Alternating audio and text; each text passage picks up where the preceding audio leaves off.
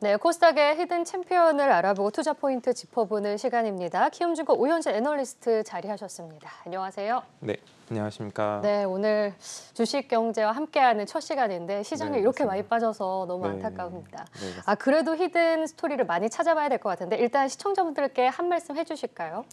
네, 그 시장 관련해서 먼저 말씀을 드려야 될 것 같은데, 저 같은 경우는 이제 중소형주 위주로의 종목들을 많이 발굴을 하고 있고, 물론 오늘 같은 경우에는 뭐 코스피, 코스닥 상관없이 지금 많이 종목이 빠지고 있어서 여러 투자자분들이 좀 힘드실 것 같은데, 그 와중에서도 그래도 좀 좋은 종목들 말씀드릴 수 있도록 하겠습니다.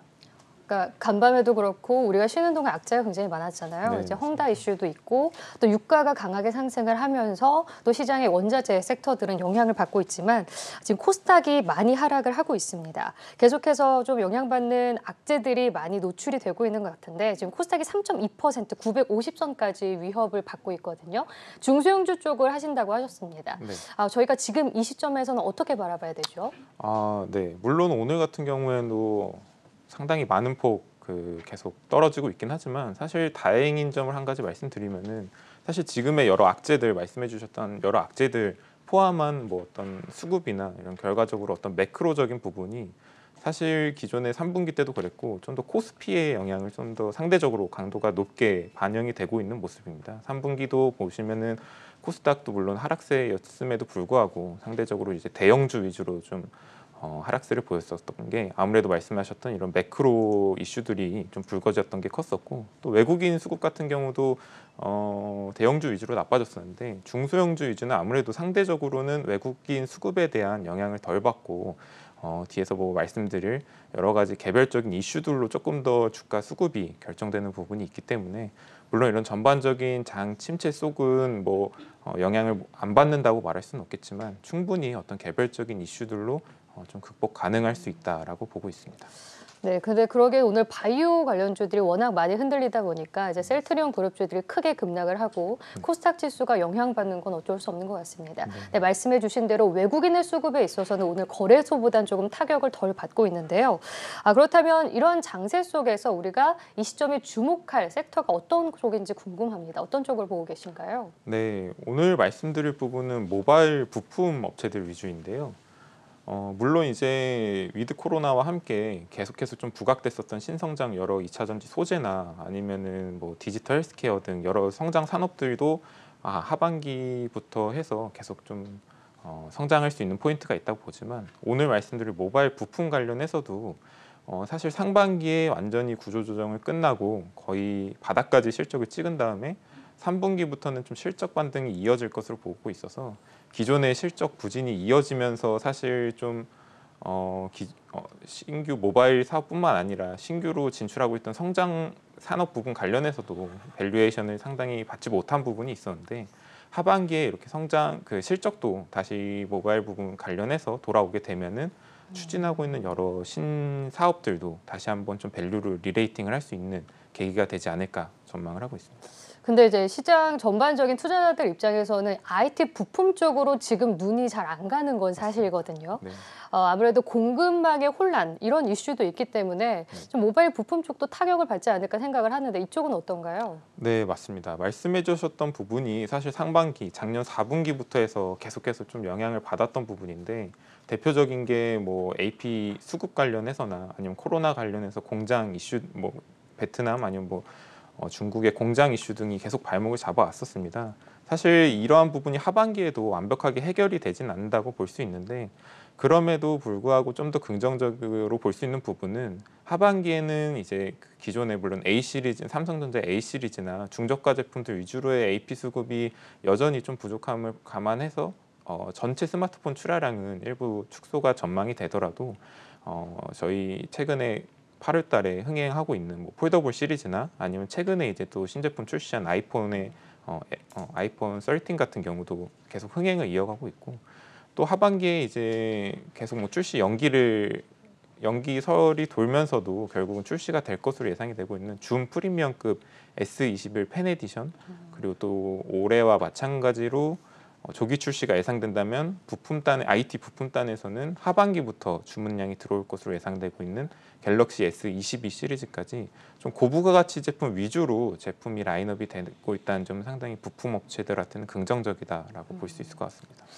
그렇다면 관련해서 저희가 주목할 종목도 궁금한데요. 어떤 종목을 가져오셨을지 궁금합니다. 첫 번째 종목부터 살펴볼까요? 네, 처음으로 말씀드릴 종목은 BH라는 네. 종목입니다.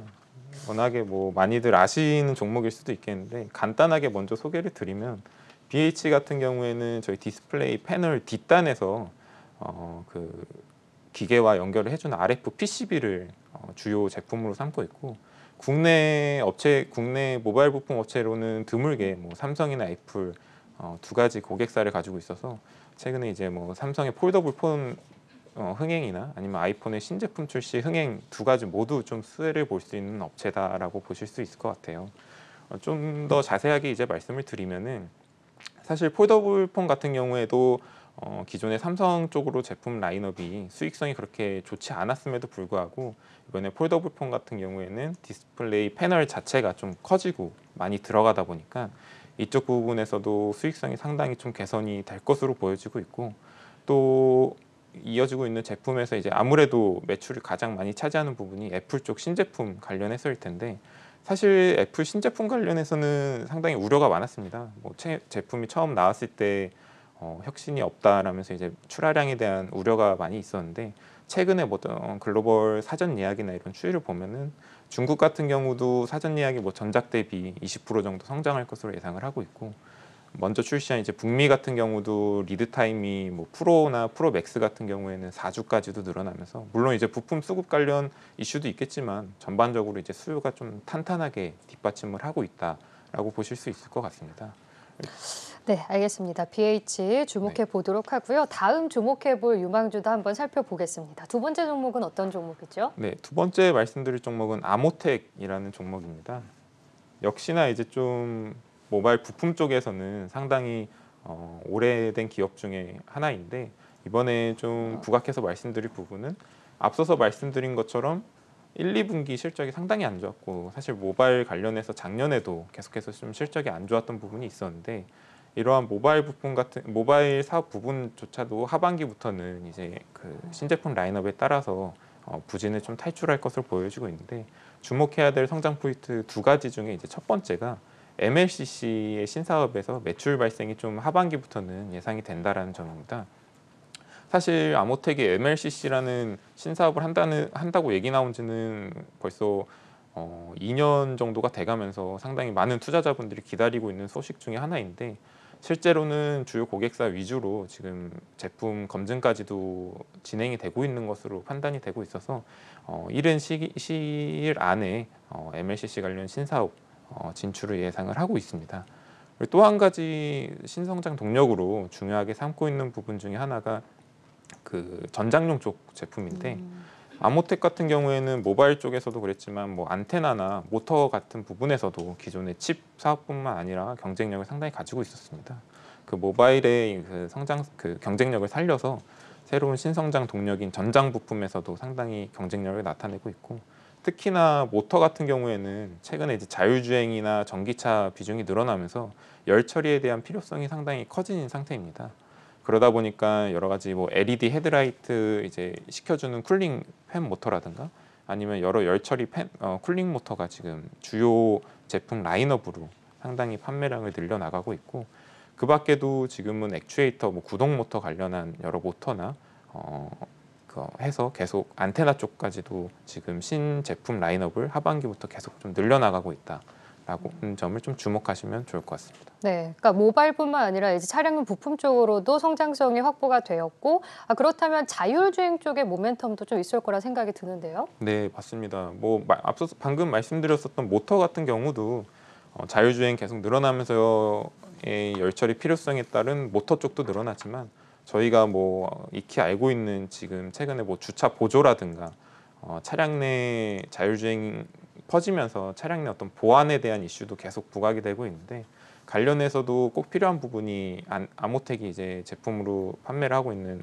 안테나 쪽이거든요. 그런 안테나 쪽에서도 지금 국내 주요 고객사 위주로 이미 제품을 출시를 하고 있고 하반기와 내년에 걸쳐서 계속 제품 적용 모델을 늘려나갈 것으로 보여서 이쪽 관련해서도 상당한 수혜가 예상이 된다라고 보고 있습니다.